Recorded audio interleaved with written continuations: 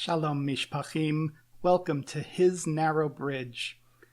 Our time together today is meant to immerse ourselves in the Word of Yahweh.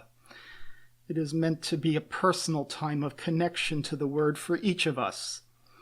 I will read each word as translated in English in an interlinear Hebrew Bible. These shows are pre-recorded, so I will be in chat when they air. Feel free to use the chat to post anything that comes to your mind as we read the word. We will begin with prayer, followed by time for each of us to say our own personal prayers. Our beloved friend Alan Horvath taught us, make Elohim number one on a list of one. We pray in the name of Elohim, which includes Yahweh, Yeshua, and the Ruach HaKodesh. Thank you, Elohim, for our lives and all you provide. We ask for a hedge of protection around our mishpacha as we pray and study. We love you dearly. We are your children. We come to you with questions as we seek our personal relationships with you. Please help us learn. If any darkness enters our time together, we ask you now to rebuke it. We will now listen to your word as we immerse ourselves in it and let it speak to us.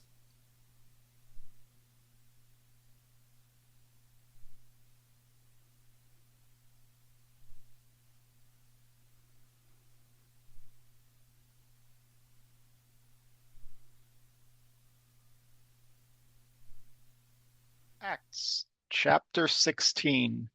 And he came to the city Derbe and to Lystra. And there was a certain disciple there whose name was Timothy, the son of a believing Jewish lady, but his father was a Gentile. And all the disciples of Lystra and Iconium gave good testimony of him. Paul was inclined to take him with him, and he took him and circumcised him because of the Jews that were in that region, for they all knew that his father was a Gentile. And as they went among the cities, they preached and taught them that they should observe those instructions which the shlichim and elders at Yerushalayim had written. And so were the assemblies established in the faith and were increased in number daily. And they traveled through the regions of Phrygia and Galatia, and the Ruach HaKodesh forbade them to speak the word of Elohim in Asia. When they came into the region of Mysia, they were disposed to go from there into Bithynia, but the Spirit of Yeshua did not permit them. And when they departed from Mysia, they came down to the region of Troas, and in a night vision there appeared to Paul a man of Macedonia, who stood and pleaded with him, saying, "Come to Macedonia and help us." Verse 10, and when Paul had seen this vision, immediately we were desirous to depart for Macedonia, because we inferred that our master called us to preach to them.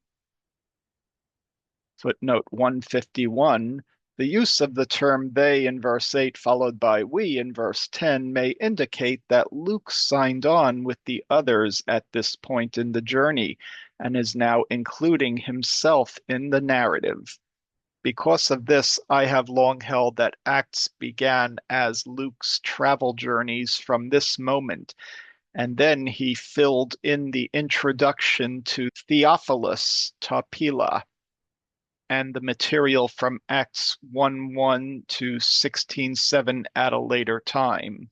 Verse 11, and we sailed from Troas and came direct to Samothrace, and from there on the following day we came to the city Neapolis, and from there to Philippi, which is the chief city of Macedonia, and is a colony, and we remained in that city certain days.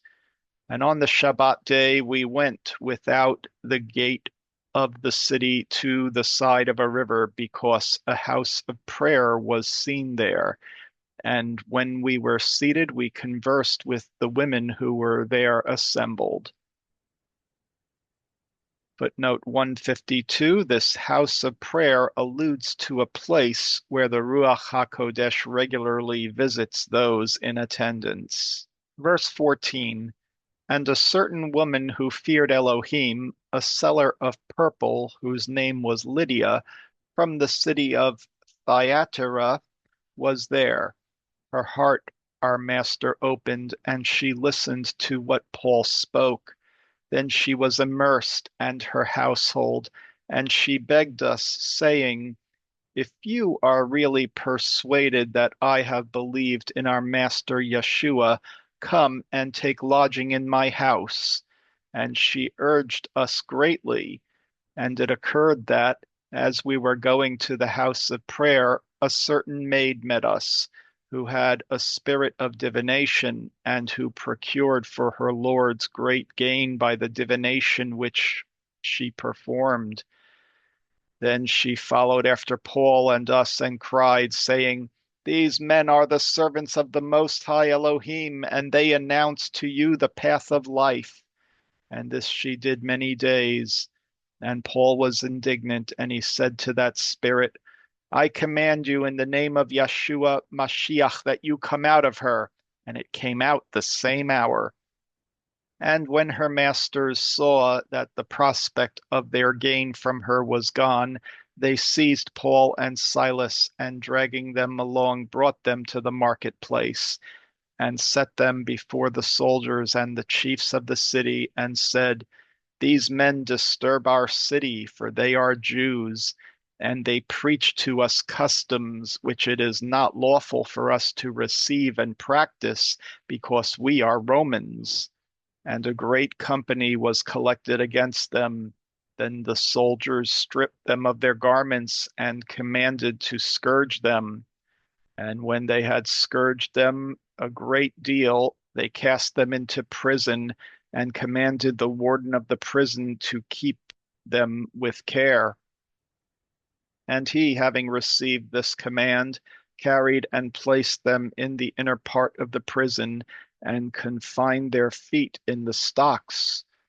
Then at midnight, Paul and Silas were praying and glorifying Elohim, and the prisoners heard them.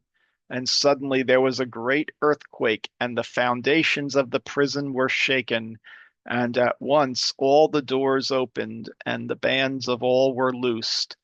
When the warden of the prison awoke and saw that the doors of the prison were open, he took a sword and sought to kill himself, because he supposed the prisoners had escaped. But Paul called to him in a loud voice and said, do yourself no harm, for we are all here. And he lighted for himself a lamp, and sprang and came in trembling, and fell at the feet of Paul and Silas. And he brought them out and said to them, my masters, what must I do that I may have life? Verse 31, and they said to him, believe on the name of our master Yeshua HaMashiach, and you will have life, you and your house. And they spoke the word of Master Yahweh to him and to all the members of his house. Footnote 153. True faith is all about believing on the name of Yeshua and learning and living according to the word of Yahweh. Notice that Paul preaches Mashiach and teaches Torah to the Gentiles, unlike mainstream Christianity, which teaches a different Paul who did away with Torah. Verse 33, and the same hour of the night he took and washed them from their stripes, and he was immersed immediately, he and all the members of his house. Then he took them and brought them into his house and set a table for them. And he rejoiced in the faith of Elohim, he and all the members of his house. And when it was morning, the soldiers sent rod bearers to say to the warden of the prison, let those men loose. And when the warden of the prison heard it, he went in and said the same thing to Paul, namely, that the soldiers have sent word that you be set free. And now, said he, go out and depart in peace. But Paul said to him, they have scourged us, unoffending men and Romans, before all the world, and have cast us into prison. And now do they secretly let us out? No, surely, but let them come themselves and bring us out. And the rod bearers went and told to the prefects the words which were told to them. And when they heard that they were Romans, they were afraid, and came to them and entreated of them that they would come out and that they would leave the city. When they came out from the prison, they entered the house of Lydia, and there they saw the brothers and comforted them and departed.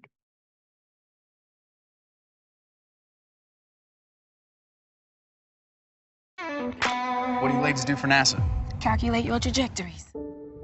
The United States was actually behind in airplane technology. Wright brothers invented the airplane in 1903, and then in 1908 they finally decided to start showing it around, and they actually flew their plane in Europe, and the Europeans went wild. And so the Europeans spent a lot of money, a lot of national effort on airplanes. In the United States, not so much. The government wasn't that interested in airplanes, so not much happened in the United States. So by the time World War I starts in 1914, the Europeans are way ahead of the US. The government decided we needed to do something about this. So they created this thing called the National Advisory Committee for Aeronautics, NACA. They built a research laboratory in Hampton, Virginia, which is where much of the story in the movie takes place. And actually, the NACA was pretty progressive for its time. The lab opens in 1920. The first woman employee was a woman named Pearl Young, and she was hired in 1922. So then in the 30s, as work at the lab got more intense, the engineers there were having to spend more and more time looking at the data and calculating numbers, which is very time-intensive work, something engineers would rather not do. So in the mid-30s, as an experiment, the NACA hired the first women computers, literally people who computed things. They computed all day, and they were math geniuses, extremely prolific at math. They did everything by hand, everything on old Frieden adding machines and pencil. The alternative was to be a teacher. And so all of a sudden, these jobs opened up as professional mathematicians, and they could get paid as much as 3 times more as they were getting paid in teaching. About 1943 or so, President Roosevelt issued an executive order saying that we should bring African Americans into the workforce for the war effort. And it seems kind of ludicrous from our perspective, but in fact, that was a major step in changing the environment. And the NACA folks were on it right away. There was this feeling of we just ship in wherever we're needed. And they didn't analyze it too much of I want a career or I want to be super successful. It was just, I'm going to do what needs to be done. After World War II, the emphasis at NACA became high-speed flight, and it's not so much airplanes anymore. It's airplanes that go really fast. That was a real challenge at the time. And also missiles and other high-tech, cutting-edge technologies. Several countries were working on satellite projects in the 50s, and the Soviets said, we plan on launching a satellite. And everybody said, yeah, right. You guys just got run over in World War II and get destroyed. You're not going anywhere. And nobody took them seriously until October 4th, 1957, when Sputnik flew. Spring of '58 is a period in U.S. political circles where big crisis about what we're going to do about this. Yes, Mr. President. And the decision was that we need to make a space agency by July. Congress had passed the bill and the president signed it on October 1st, 1958. The NACA and several other organizations got molded in together and they became NASA. And then early in 1961, the Soviets launched a rocket that had a dog in it. Show me. No, exactly. All of our engineers were mad that somebody else had done it first. But what they didn't know was that we had been doing the calculations for it and we were right behind them. The fact that the Soviets got someone up first was just shocking to Americans. The communist system was sort of forcing everybody to work for the common goal, but in America you were doing it because you believed in it. I'm old enough to just remember how exciting it was that America was going to send a man into orbital space. And I remember there was a kind of national pride in this. There are scenes in this movie taken from real life where people are pulled over on the side of the road to watch this and look what we're doing and holding on just breathlessly. We don't get as much of that anymore. You think you can find me the Frenet frame for this data? Using the Graham-Schmidt? Orthogonalization algorithm? Yes, sir. I prefer it over Euclidean coordinates.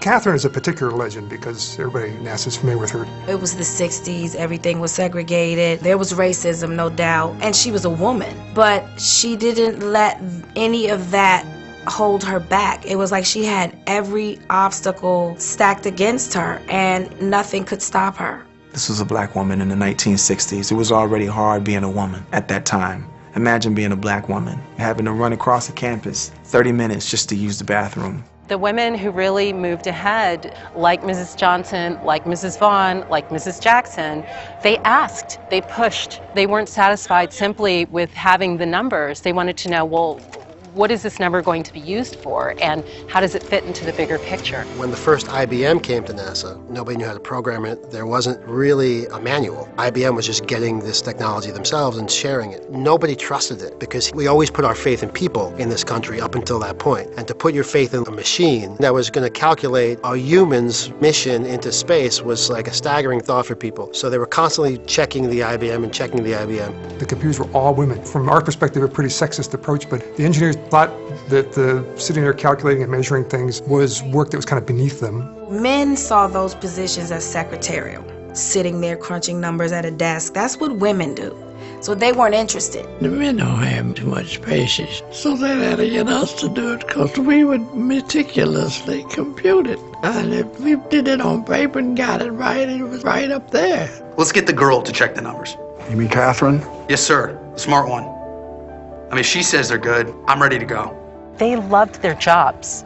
They loved their work. They loved the math. So in spite of the things that were really difficult, it was exactly where they wanted to be. It was a special job. I took great pride in the work that was given to me. What makes her her is her fortitude. She literally put her head down and did the work, and did it better than anyone else.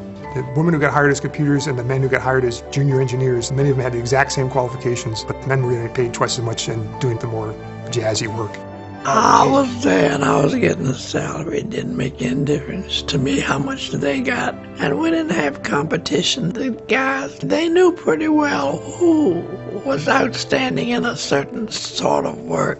If you gave it to me, it was my job. If you gave it to you, it was your job. It all started with Mrs. Johnson. My first interview was with her, and from there, she mentioned the name Dorothy Vaughan and a lot of the other names of the women that she worked with. And so it was really a process of unearthing one story after the other until I had a complete picture of what these women did. Dorothy, Catherine, and Mary, those three stuck out to me because I immediately knew the arc of their stories. I knew that Catherine was going to get Glenn into space. I knew that Dorothy was going to become the head of the electronic computing. And I knew that I was going to follow Mary going to the white high school and becoming an engineer. The main thing I liked about working out there was I was working with smart people.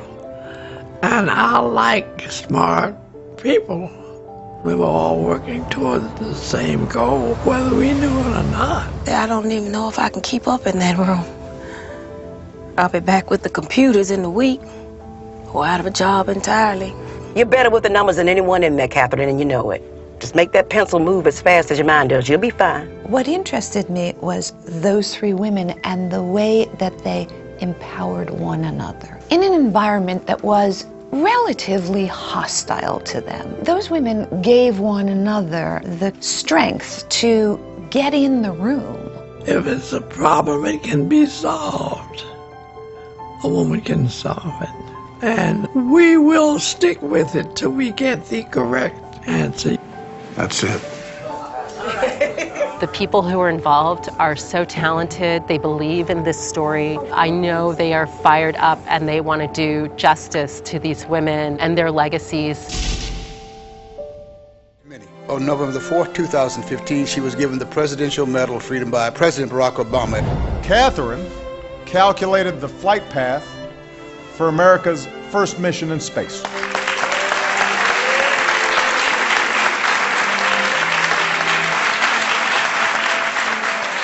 More information about these videos, look at the video description and click more. You can then have links to my YouTube channel and the YouTube playlist, which has all the Aramaic English New Testament videos, Bible Hub links, and Odiote. So this is useful because you can click a chapter and go word by word through the scriptures and get details about each word and where they are used throughout the Bible.